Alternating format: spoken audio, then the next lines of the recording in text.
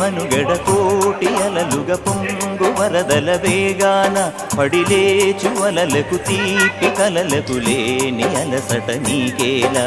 నల్ల నల్ల నీళ్లలోన ఎల్లకిల్ల పడ్డట్టున్న అల్లో మల్లో ఆకాశాన చుక్కల్లు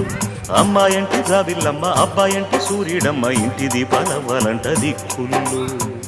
ఎవరికి వారే